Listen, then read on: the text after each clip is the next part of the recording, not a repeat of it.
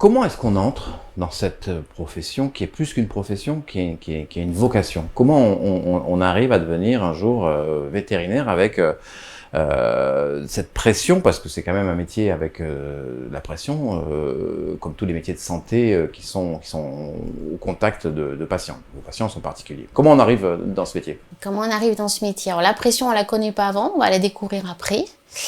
On arrive donc au niveau école, on passe par un processus par des études scientifiques. Après, on rentre. Alors maintenant, il y a plein de possibilités. Nous, on n'avait qu'une prépa et c'était la seule voie d'accès. Maintenant, on peut rentrer par une prépa classique qui dure 2 ans. On peut rentrer par la fac, il y a quelques places par la fac. On peut passer par des IUT. Et il y a même un concours où ils récupèrent les gens dès la sortie, dès le bac, pour essayer en fait d'avoir un peu de mixité sociale au sein de l'école Veto. Et après 2 ans de prépa, on passe un concours. Et après, on a 5 ans d'école où on apprend un peu tout. Et la dernière année est un peu plus une spécialisation. Quand on sort de l'école, on sait beaucoup de choses, mais on ne sait pas faire grand-chose. Donc après, on travaille. On a dû travailler tout de suite. Donc après, c'est facile de faire des remplacements ou d'aller travailler dans un cabinet veto et qui assure la formation pratique derrière. Mais comment c'est venu? C'est pas anodin, c'est pas un métier. Enfin, c'est un Alors, métier.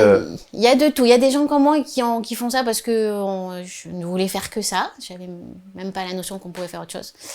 Et puis, il y a des gens qui arrivent là parce que les animaux, c'est sympa, parce que c'est des études scientifiques et qu'ils veulent faire de la bio et pourquoi pas de la bio. Donc, il y a un peu de tous les profils. Donc vous avez commencé ici, dans le Couserans ou ailleurs? Alors ailleurs, parce que je suis pas originaire d'ici. Donc moi j'ai travaillé pendant mes études à Aurillac dans le Cantal, où j'ai commencé à être secrétaire, et puis chaque année j'ai monté de grade jusqu'à faire remplacer le veto pendant toutes mes années d'études.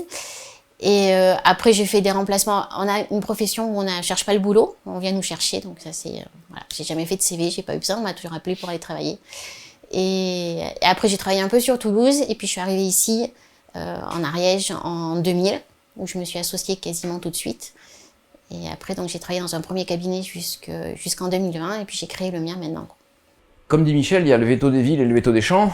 Est-ce qu'il y a vraiment cette différence d'appréhension du métier? Enfin, d'abord, on n'aborde pas d'abord, on n'a pas les mêmes patients. C'est vraiment très compartimenté. Enfin, c'est 2 métiers différents. C'est compliqué de faire les 2 à la fois parce qu'il y a beaucoup de choses à savoir. Donc c'est vrai que de plus en plus, il y en a qui font plus de ce qu'on appelle la canine, donc les petits animaux, chiens, chats et les nacs, et ceux qui font les gros animaux. Après les gros animaux, il y a plus un aspect financier parce qu'un animal ça a une valeur financière et que l'éleveur il vit avec ça. Alors que nous on a un côté beaucoup plus affectif. Voilà, dont il faut tenir compte. Les gros animaux, il y a aussi l'aspect physique. Moi, je suis un petit gabarit et quand il faut aller chercher un veau qui pèse 50 kilos, c'est compliqué, j'ai pas le bras assez long. Donc, bon, il y a toute cette pratique-là. Et puis après, il y a la partie équine qui est aussi un peu particulière parce que là, il y a à la fois, les gens sont attachés aux animaux, c'est des animaux qui ont beaucoup de valeur et c'est une médecine un peu particulière. Chaque animal demande une médecine particulière. On ne soigne pas un chien comme un chat et on ne soigne pas un cheval comme une vache. Donc, ça veut dire que nous, il faut qu'on connaisse tout ça. C'est différent. Et c'est un métier où vous connaissez l'urgence. Alors, je sais que vous vous Oui. êtes investi aussi au niveau des pompiers. Oui. Et j'entendais tout à l'heure, en arrivant ici, à votre secrétariat, quelqu'un qui appelait pour un cheval, une jument, qui avait un souci. Et donc, on disait, ah oui, là, c'est une urgence. On est dans cette relation aussi d'urgence dans votre métier. Ouais, on a des plannings, mais en fait, on les suit jamais, parce qu'il y a toujours des urgences qui tombent au milieu. Ouais, on a des notions d'urgence. Alors, faut déjà apprendre ce qu'il y a le propriétaire inquiet qui pense que c'est une urgence et qui n'en est pas vraiment une. Bon, qu'on voit beaucoup le week-end. Hein. Et après, oui, on travaille la nuit, le jour où les plannings sont modifiés par ces urgences qui arrivent, qui peuvent être de la médecine, mais qui peuvent aussi être de la chirurgie. Et on travaille les week-ends, donc ça fait partie du métier et des contraintes du métier. Ouais. On est dans un labo ici. Vous avez aussi une dimension labo vétérinaire. Le vétérinaire n'est pas forcément. Alors, Ouais. expliquez-nous un peu. Alors nous, on a l'avantage qu'on ne fait pas que de la médecine générale. Donc on est formé pour faire de la médecine générale, on fait de la chirurgie, on fait du labo. Donc en fait, nous, on a tout ici. On peut faire toutes les analyses, aussi bien en biochimie, les analyses de sang, les analyses d'hormones. On est entièrement équipé. On fait de l'imagerie, on a une radio en bas, on a une écho. Donc ça veut dire qu'on a tout en main. On peut quasiment tout faire. Je fais pas mal de cytologie, donc on fait aussi du microscope. Donc nous on a tout ce qu'il faut pour travailler, puisque d'autant plus que maintenant on n'a pas le droit d'envoyer du sang d'animaux dans les labos d'humains pour des histoires de normes. Donc c'est pour ça que nous en plus on a tout ici et que qu'on apprend. Alors il y a des formations supplémentaires pour être plus à l'aise par rapport aux machines, mais les vétos ils sont capables de tout faire. D'où l'intérêt du métier, parce qu'on fait tout. Dans votre carrière, jeune carrière de vétérinaire, il y a eu des moments forts, j'imagine, évidemment, mais qu'est-ce qui est le plus difficile? Bon, on a en tête la réponse, mais ce rapport, parce que la chaîne de Michel est très axée sur le lien animaux humain et réciproquement, on sait le lien qu'un humain peut tisser avec son médecin, ou d'affection ou de crainte, c'est un élément qui est important dans la vie. L'animal a plus de mal à le comprendre peut-être, ou pas d'ailleurs. Je suis pas sûre. Moi souvent on me dit tiens, les propriétaires me disent je dis au chien qu'il vient voir son pédiatre en venant me voir moi. Je trouve que c'est une jolie image. Non, il y a des animaux qui reviennent avec plaisir, hein. C'est très rigolo. Où ils nous reconnaissent, où ils arrivent. Donc, alors par contre, ça fait partie. Effectivement, ça c'est difficile parce que faut absorber les émotions des gens. Qu'on connaît l'histoire. Enfin, moi, ça fait quelques années que je travaille, donc je connais la vie des gens. Il y a des gens que je connais depuis 20 ans. Donc, oui. je connais la vie des gens, l'histoire du chien à certains moments de la vie des gens.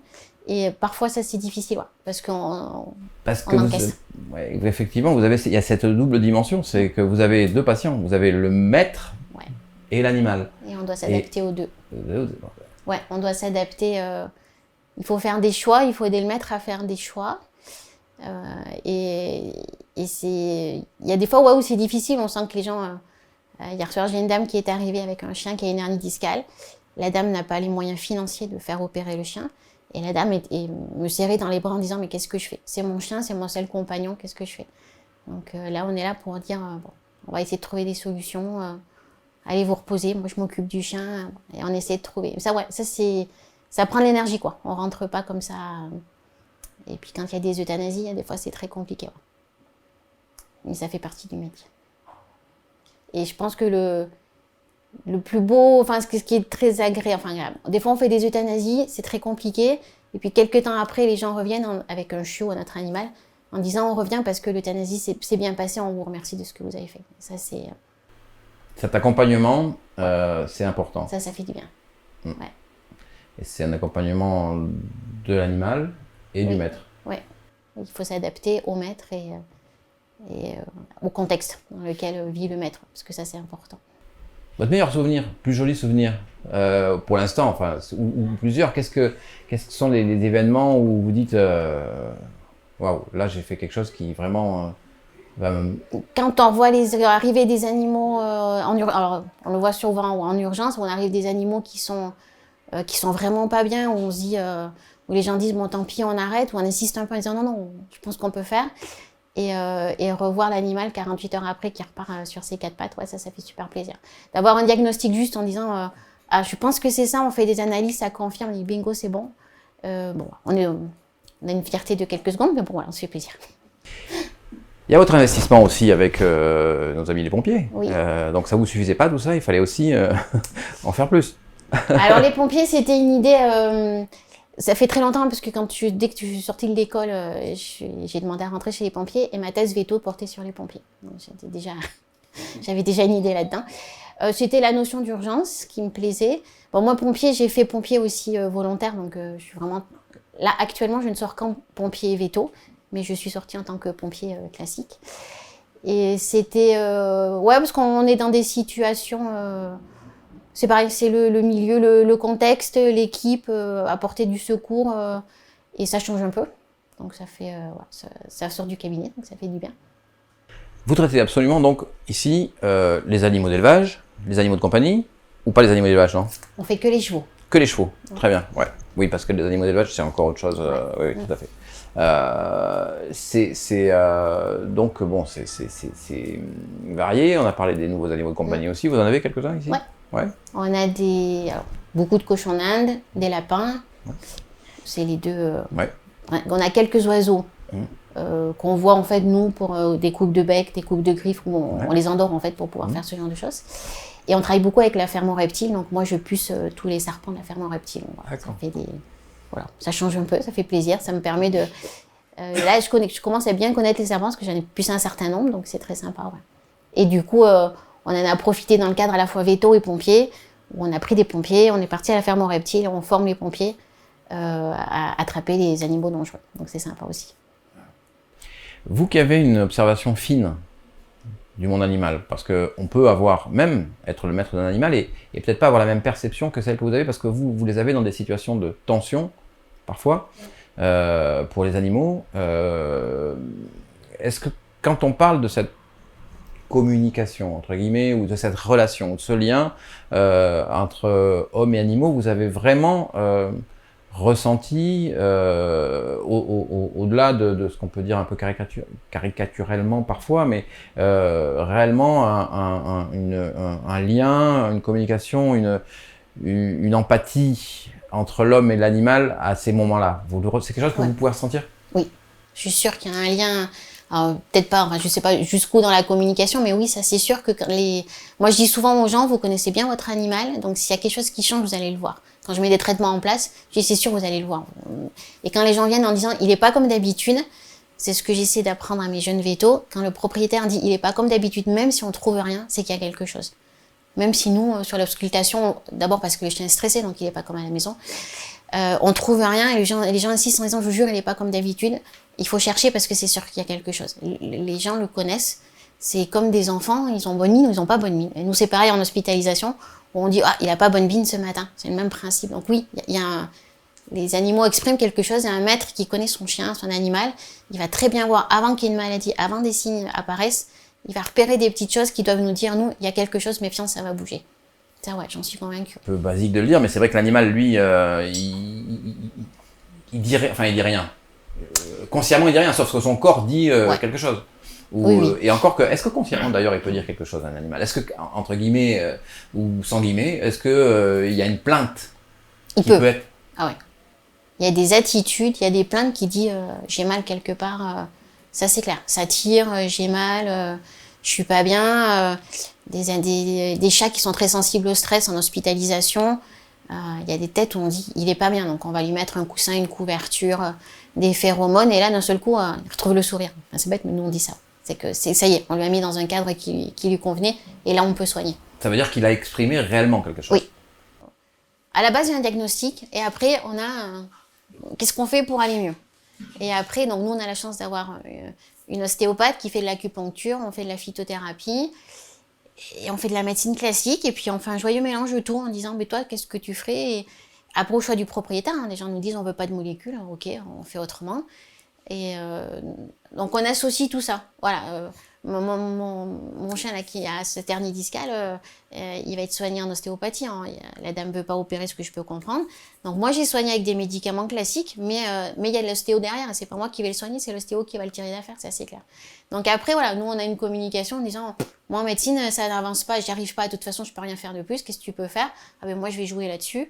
Et voilà. Et nous on associe les deux types de soins. En hospitalisation, c'est pareil. Moi, je vais faire la médecine, celle que je sais faire. Et après, mon mari qui fait l'ostéopathie va dire, moi, je vais rajouter ça, je vais mettre mes mains dessus. Voire, ça m'arrive de lui dire, Marie, mets-moi les mains dessus, il y a un truc que je sens pas, dis-moi ce que tu sens toi. Donc, c'est un travail en commun, tout est possible et l'idéal est de tout associer.